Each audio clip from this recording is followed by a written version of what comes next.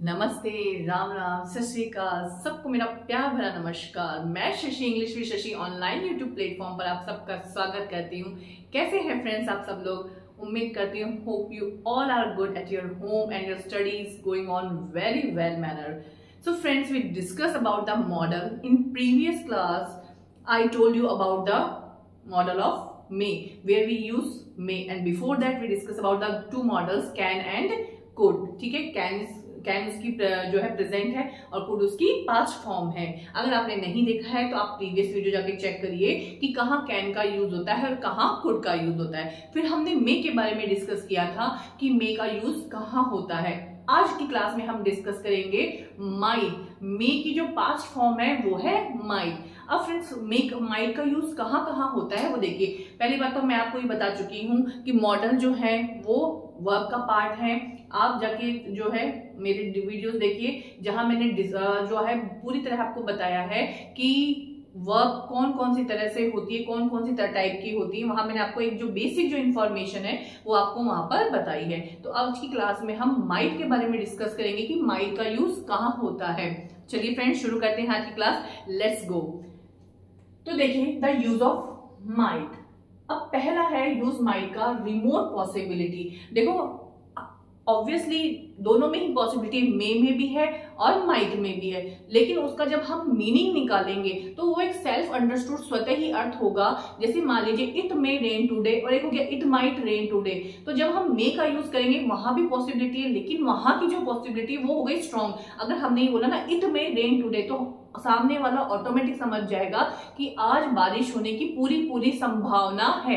लेकिन अगर माइट का यूज हो गया तो वो सेल्फ अंडरस्टूड होगा कि संभावना तो है पर रिमोट का मतलब देखो, वैसे मतलब क्या होता है, कहते हैं ना रिमोट एरिया। तो रिमोट का मतलब होता है स्टूडेंट सुदूर, दूर दूर तक। जैसे कहते हैं ना अरे रिमोट एरियाज में, तो रिमोट पॉसिबिलिटी का मतलब हो गई दूर दूर तक जिसकी संभावना मतलब ना के बराबर है।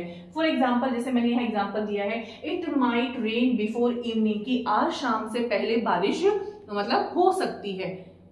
पूरी संभावना नहीं है कि हो, अगर यहाँ पे मे होता तो इसकी माइट की तुलना में वहां ज्यादा संभावना हो जाती, पर माइट जो लगने के कारण यहाँ की जो पॉसिबिलिटी है ये हमें सेल्फ अंडरस्टूड हो गया कि माइट आने के कारण जो पॉसिबिलिटी है वो है रिमोट। ठीक है, अब नेक्स्ट देखिए पास्ट पर्पस, यानी ऐसा पर्पस जो पास्ट का था, है ना।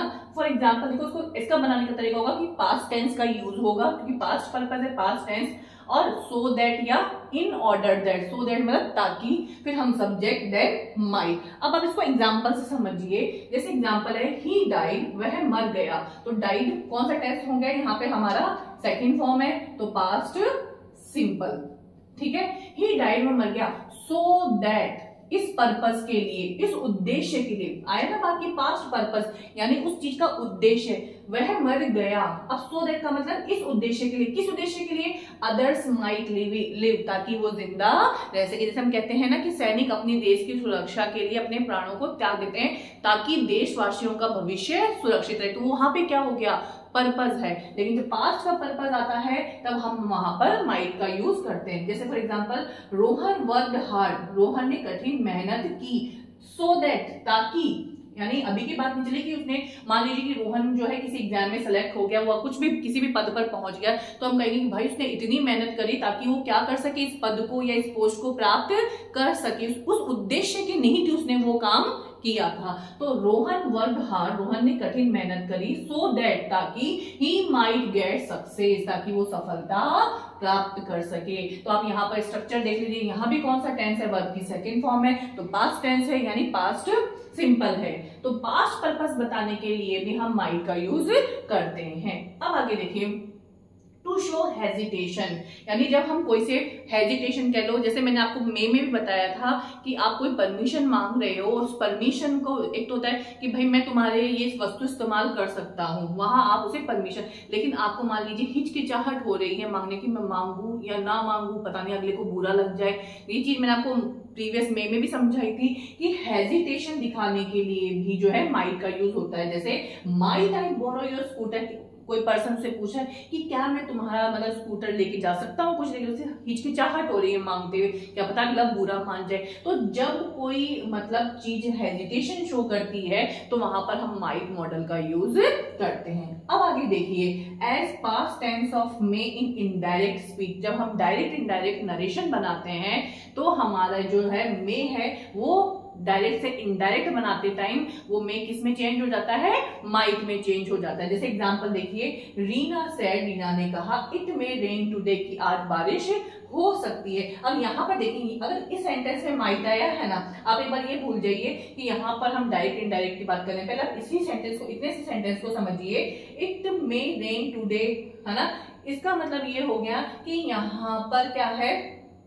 पॉसिबिलिटी है ना, लेकिन वो पॉसिबिलिटी कैसी है, स्ट्रॉन्ग है कि आज बारिश हो सकती है। अब आप दूसरा देखिए, it might rain today, today यहाँ पे आप ये दैट डे, क्योंकि नरेशन होने के कारण डायरेक्ट इनडायरेक्ट में क्या होता है, टुडे किसमें चेंज हो जाता है, दैट डे में, और यस्टरडे द प्रीवियस डे में। तो एक बार जैसे अगर यहाँ पे इट माइट रेन टुडे, तो यहाँ पॉसिबिलिटी तो होती, पर कैसी पॉसिबिलिटी होती, रिमोट पॉसिबिलिटी होती, वो सेल्फ अंडरस्टूड अर्थ निकल जाता। तो यहाँ पर कह रहे हैं as a past tense of may, जब हम डायरेक्ट इनडायरेक्ट यानी इनडायरेक्ट स्पीच बनाते हैं तो हम मे को जो है उसको इनडायरेक्ट करते टाइम मे किस में चेंज हो जाता है, माइट में। जैसे यहाँ पर दे रखा है, रीना सेड, रीना ने कहा, इट मे रेन टुडे। अब हमने इसको इनडायरेक्ट स्पीच में कन्वर्ट किया तो Reena said, coma inverted coma हटा के दैट, इट का इट ही रहेगा।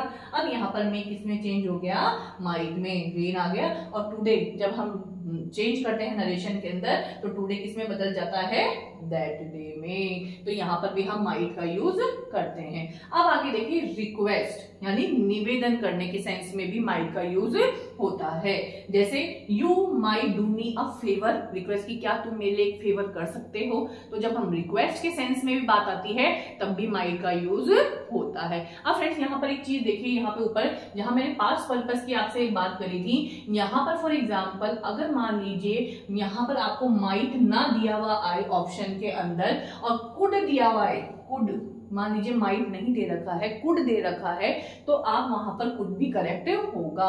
ऑप्शन में अगर फॉर एग्जांपल ऑप्शन में अगर पहले अगर माइट और कुड दोनों आ रहा है तो पहले तो आप माइट को ही करेक्ट करेंगे, और अगर in case of might is not in the option then we used could also, it's as right, ये भी वहां पर बिल्कुल करेक्ट होगा। ठीक है, तो ये छोटे छोटे से ही डिफरेंसेस है, जहां पर मेन मेजर अंतर है वो चीज आप अपने माइंड में रखिए कि कहाँ यूज होता है। तो हमने अभी तक 4 मॉडल पढ़ लिए हैं, कैन, कैन की पास्ट फॉर्म कुड और मे का पास्ट माइट पढ़ लिया है। नेक्स्ट क्लास में मैं इनसे रिलेटेड आपके सामने कुछ एक्सरसाइज लेके आऊंगी ताकि जो है और भी आपकी जो इनको लेकर अप्रोच है वो बिल्कुल क्लियर हो सके। फ्रेंड्स, अगर आपको मेरी क्लास अच्छी लगी हो तो लाइक, शेयर और सब्सक्राइब करना ना भूलें, अपने दोस्तों में शेयर करें, और फिर से हम नेक्स्ट क्लास में मिलेंगे। Thank you so much.